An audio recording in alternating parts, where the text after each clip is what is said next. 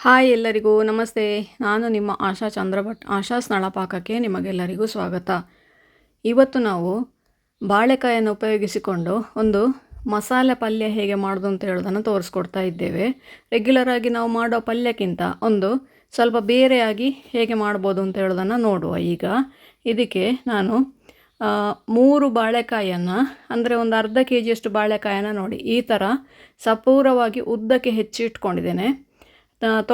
Cut ಮಾಡಿ ನೀರಲ್ಲಿ ಹಾಕಿ ಅದನ್ನು, ಇಲ್ಲದಿದ್ದರೆ ಬಾಳೆಕಾಯಿ ಕಪ್ಪಾಗ್ತದೆ. ಅದಕ್ಕೆ ಮತ್ತೆ ಉಳಿದ ಸಾಮಗ್ರಿಗಳಂದರೆ ಒಂದು 2 ರಿಂದ 3 ಹಸಿಮೆಣಸು, 1 ಟೊಮೆಟೊ, 1 ದೊಡ್ಡ ಈರುಳ್ಳಿ ಇಟ್ಕೊಂಡಿದ್ದೇನೆ. ಸಣ್ಣದಂತಾದರೆ 2 ಟೊಮೆಟೊ 2 ಈರುಳ್ಳಿ ತಗೊಳ್ಬೋದು. ಹಾಗೆಯೇ ಒಂದು ಸಣ್ಣ ಕಪ್ಪಷ್ಟು ತೆಂಗಿನಕಾಯಿ ತುರಿ. ಈಗ ಇದಕ್ಕೆ ಬೇಕಾಗೋ ಮಸಾಲೆಯನ್ನು ಫ್ರೈ ಮಾಡಿಕೊಳ್ಳುವ.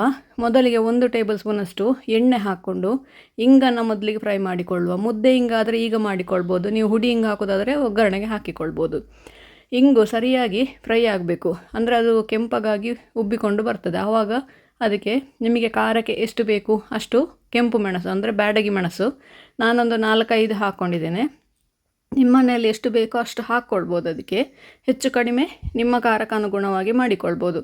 ಹಾಗೆಯೇ 1 ದಂಡಿನ ಕರಿಬೇವಿನ ಎಲೆ ಒಳ್ಳೆ ಟೇಸ್ಟ್ ಕೊಡ್ತದೆ, ಹಾಗೆ ಆರೋಗ್ಯಕ್ಕೆ ಕೂಡ ಒಳ್ಳೆಯದು.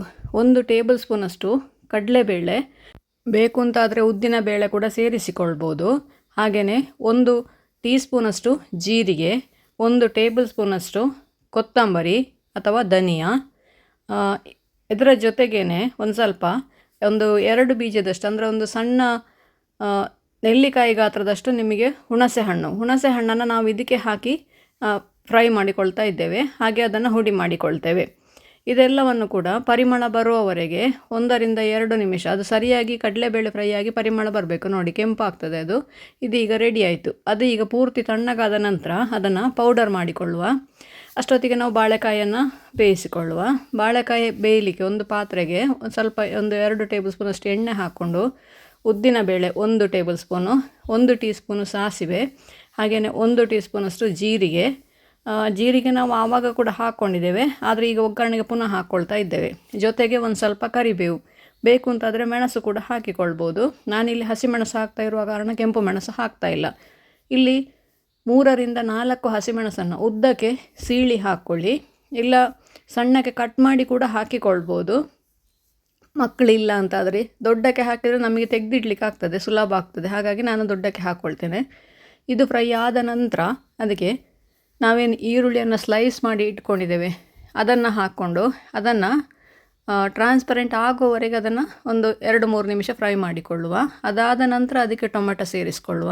ಟೊಮೆಟೊ ಹಾಕಿದ ನಂತರ ಈರುಳ್ಳಿ ಫ್ರೈ ಆಗೋದಿಲ್ಲ, ಅದು ಮೆತ್ತಗಾಗ್ತದೆ. ಹಾಗಾಗಿ ಟೊಮೆಟೊವನ್ನು ಮೆತ್ತಗಾಗುವವರೆಗೆ ಫ್ರೈ ಮಾಡಿಕೊಂಡು ಅದಕ್ಕೆ ನಾವೇನು ಕಟ್ ಮಾಡಿ ಇಟ್ಕೊಂಡಿದ್ದೇವೆ ಆ ಬಾಳೆಕಾಯನ್ನು ಸೇರಿಸಿಕೊಳ್ಳುವ.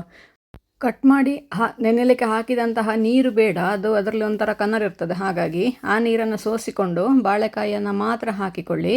ಬಾಳೆಕಾಯನ್ನು 1 ರಿಂದ 2 ನಿಮಿಷ ಹಾಗೆಯೇ ಅದನ್ನು ಫ್ರೈ ಮಾಡಿಕೊಳ್ಳಿ. ನಂತರ ಅದಕ್ಕೆ ಒಂದು 1/4 ಟೀ ಸ್ಪೂನಷ್ಟು ಅರಶಿನ ಹುಡಿ ಹಾಕ್ಕೊಳ್ಳಿ.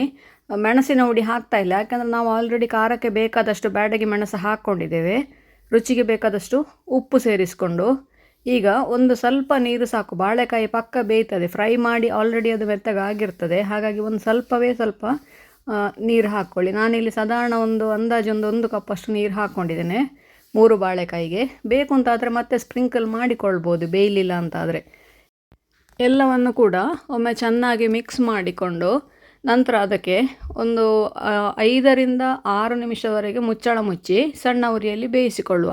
ಇದಕ್ಕೆ ಹೆಚ್ಚಿಗೆ ಹೊತ್ತೇನು ಬೇಕಾಗುವುದಿಲ್ಲ, ಹಾಗಾಗಿ ಬಾಳೆಕಾಯಿ ಪಕ್ಕ ಬೇಯ್ತದೆ. ಒಂದು 2-3 ಸತಿ ಅದನ್ನು ಅಡಿ ಮಗಚಿಕೊಳ್ಳಿ, ಇಲ್ಲದಿದ್ದರೆ ಬಾಳೆಕಾಯಿ ತಳ ಕೂತ್ಕೊಳ್ತದೆ. ಅದಕ್ಕೋಸ್ಕರ ಒಂದು 2-3 ಸತಿ ಹೀಗೆ ಮುಚ್ಚಳ ತೆಗೆದು ಅವಾಗವಾಗ ಅದನ್ನು ಮಿಕ್ಸ್ ಮಾಡ್ತಾ ಇರಿ.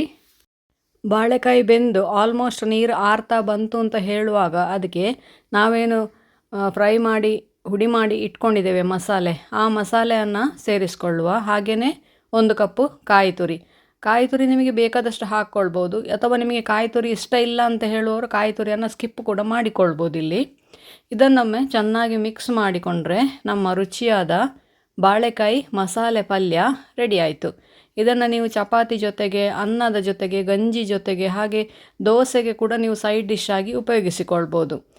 ಮಧ್ಯಾಹ್ನ ಊಟಕ್ಕೆ ಕೂಡ ಉಪಯೋಗಿಸಿಕೊಳ್ಬೋದು, ರಾತ್ರಿಯ ಡಿನ್ನರ್ಗೆ ಕೂಡ ಉಪಯೋಗಿಸಿಕೊಳ್ಬೋದು. ಇದನ್ನು ಸ್ಪೈಸಿ ಆಗಿರೋದ್ರಿಂದ ಮೊಸರೊಂದಿದ್ದರೆ ಅನ್ನದ ಜೊತೆಗೆ ಊಟ ಮಾಡಿಕೊಳ್ಬೋದು.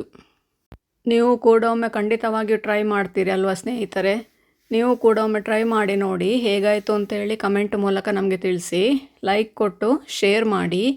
ನೀವಿನ್ನೂ ನಮ್ಮ ಚಾನಲನ್ನು ಸಬ್ಸ್ಕ್ರೈಬ್ ಮಾಡ್ಕೊಳ್ಳಿಲ್ಲ, ಸಬ್ಸ್ಕ್ರೈಬ್ ಮಾಡಿಕೊಂಡು ಪಕ್ಕದಲ್ಲೇ ಇರುವ ಬೆಲ್ ಐಕಾನನ್ನು ಒತ್ತಿ ನಮ್ಮನ್ನು ಸಪೋರ್ಟ್ ಮಾಡಿ.